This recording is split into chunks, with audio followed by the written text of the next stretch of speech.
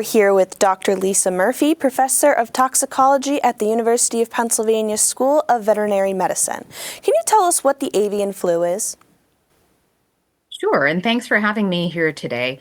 Avian influenza is a virus. There's lots of different kinds of viruses, but the one that we're talking about right now is one that first entered the United States probably in early February 2022.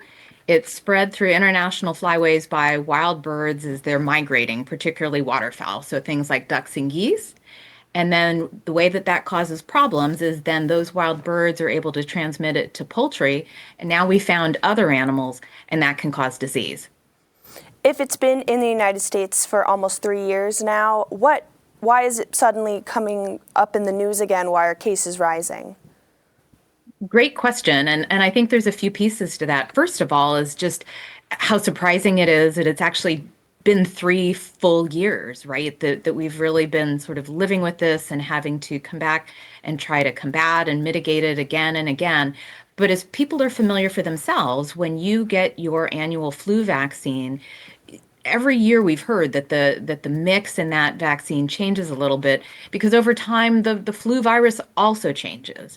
And so that's exactly what's happened. And the reason that this has come back in the news again is probably a couple things. And this happened in 2024 is for the first time we started seeing cases in dairy cattle. And what was really interesting and somewhat alarming about that is seeing very high levels of that virus in the milk from the dairy cattle. And then the concern also that that was actually affecting domestic cats on the farms as well.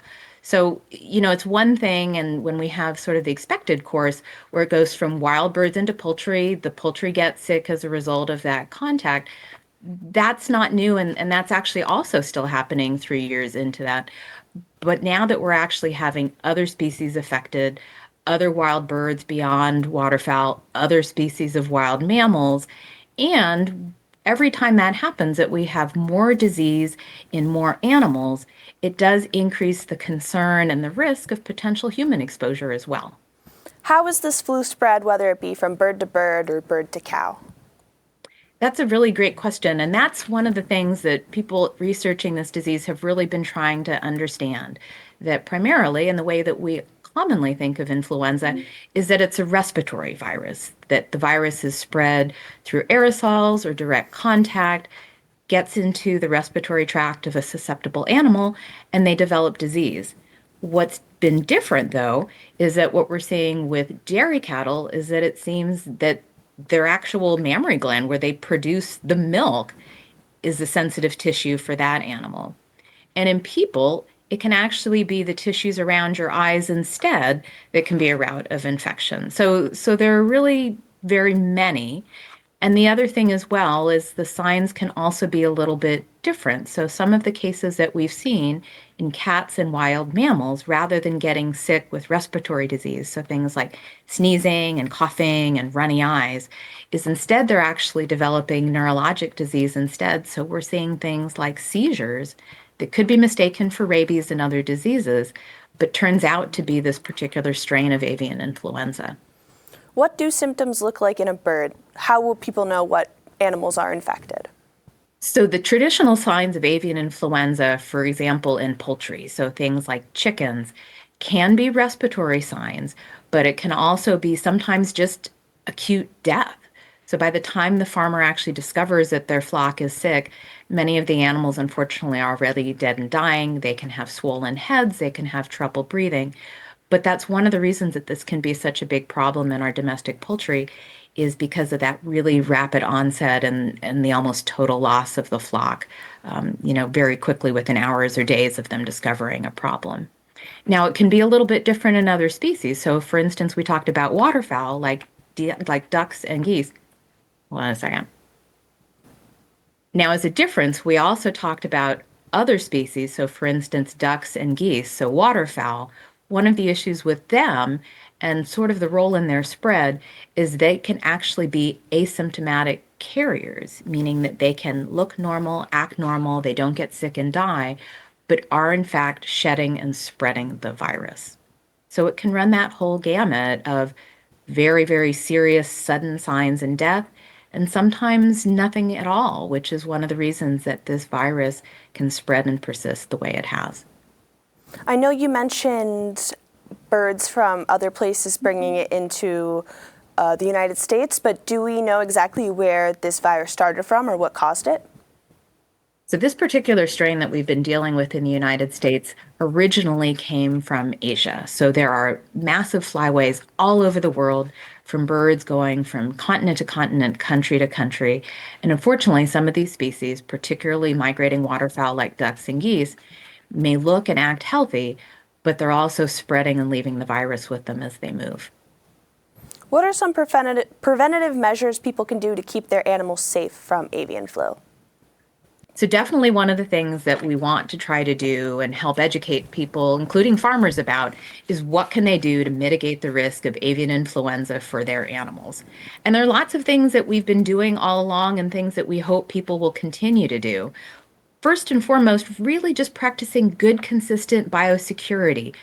Who and what is coming on and off your farm?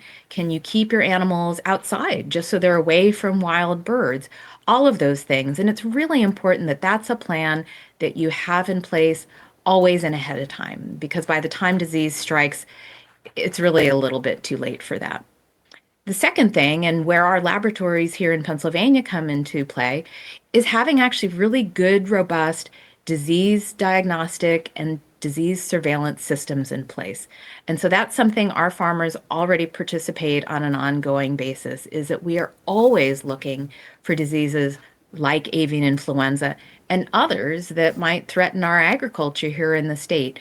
And so really, like I said, is sometimes, if we can get that sample very early in the course of the disease, maybe just when, one or two or a few birds are maybe acting sick and the farmer isn't quite why, is that we can identify the disease and then take actions very rapidly to help make sure that it doesn't spread any further.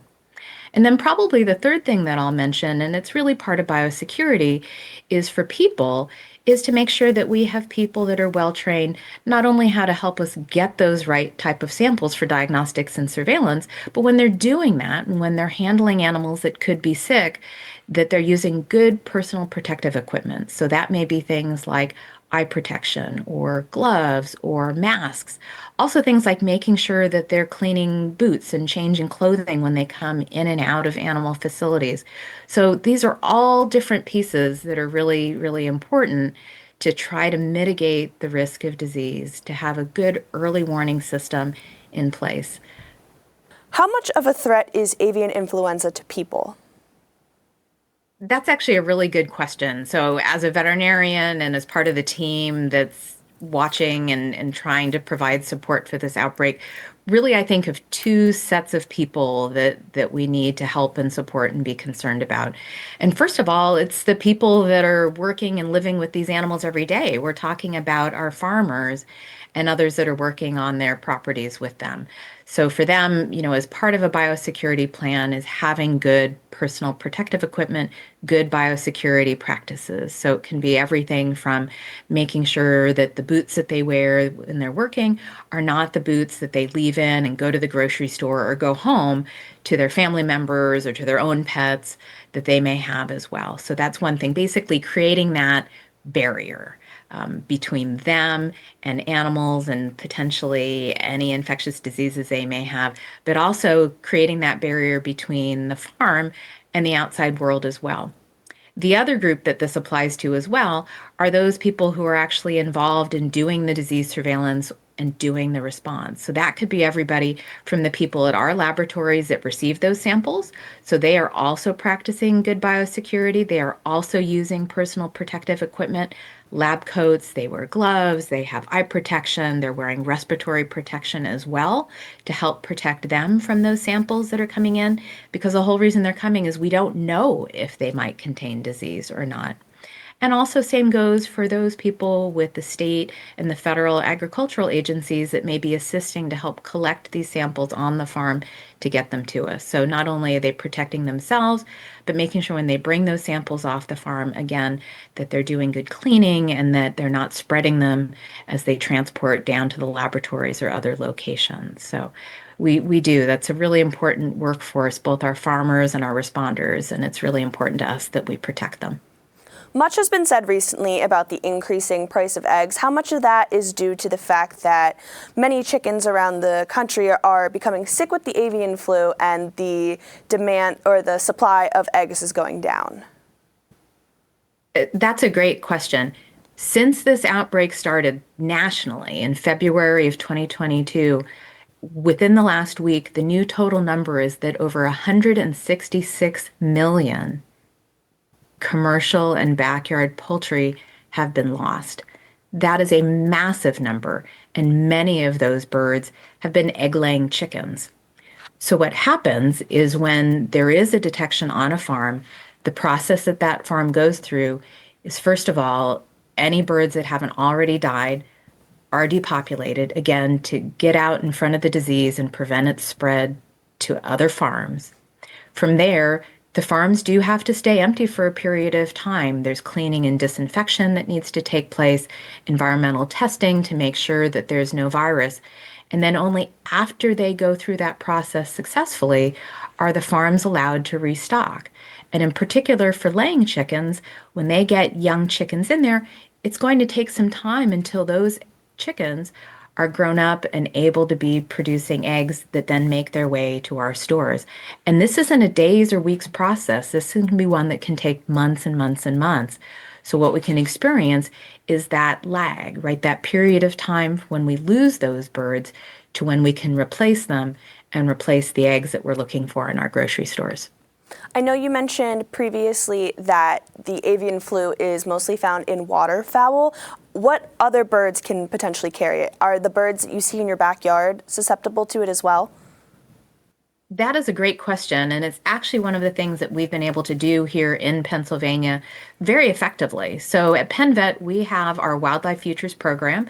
It's a partnership with the Pennsylvania Game Commission, who has jurisdiction over all wild birds and mammals in the state of Pennsylvania. And with their collaboration, we've been able to do really broad sampling throughout the state, looking at all different species of wild birds and mammals that have died. So in looking at that, we certainly mentioned waterfowl, and I think for that, probably the detections that we've had have been primarily in waterfowl, so things like snow geese, but even more in Canada geese as well. We've also looked at other species. We've seen it in raptors, so birds of prey like bald eagles, for example, as well. We've had some detections. Looking at other species, there have been some others here and there, but I would say overall, to give an example of, say, the songbirds that we see at our feeders, I feel like we're not seeing as many positive results or reports in those types of birds. What is the procedure for if a bird or another animal tests positive for the avian influenza? So what will happen is we have a sample come into our laboratory, and this happens all of the time. So if we get a test result that is not negative, that's going to raise some red flags. And a lot of things happen very quickly from there. First thing that we do is we notify our state veterinarians. So that is part of our State Department of Agriculture here in Pennsylvania. The next thing we do is we take that sample and we package it up and we send it to the National Veterinary Services Laboratory in Ames, Iowa. That's the USDA reference laboratory that does the confirmatory testing. So a second test also to obtain those same results and to actually declare that we have a positive test for avian influenza here in Pennsylvania. Now, while that's all happening, the state veterinarian's office, so the Department of Agriculture, is going to go to that farm and put a quarantine in place. So that way, no animals are moving on or off that property in an effort to try to prevent any further spread. And what they'll also do is they'll set up a control zone around that farm. They can increase surveillance testing in other neighboring farms as well, so to try to look for any evidence that it may have already spread. So that can all happen very, very quickly. And in fact, what we'll do is, based on the results produced at one of our Pennsylvania labs, is depopulation activities will start as well, again, with the goal being to prevent further spread of the disease. Then after that, what happens is cleaning and disinfection activities take place at the farm. So what they're doing is making sure removing any types of materials that might be harboring virus, and then over time doing on-farm testing, hopefully over time to come back negative for any further presence of the virus the quarantine can be released, and hopefully that farmer can restock their farm and go back to their normal business. Is there any treatment at all for avian influenza, like a vaccine? Unfortunately, there is not any specific treatment for avian influenza in animals. However, there are lots of tools in our toolbox that we can use. Things like biosurveillance and biosecurity, early detection, good disease surveillance. And I'm also encouraged that our new U.S. Department of Agriculture Secretary has also mentioned additional tools, so exploring the use of vaccine in the future.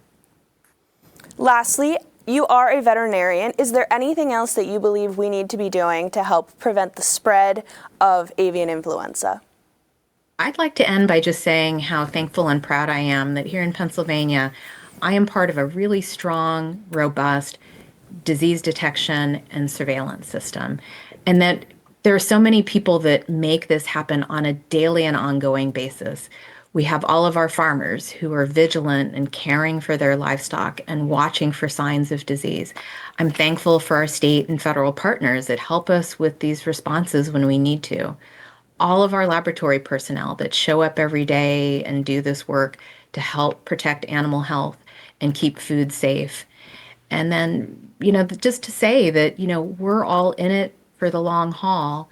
And looking back, finally, as my fellow researchers here at Penn Vet and other universities, just making sure that we understand this disease and that we're constantly looking at ways that we can mitigate and help prevent it.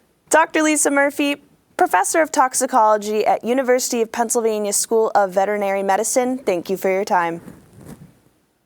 Thanks so much for having me.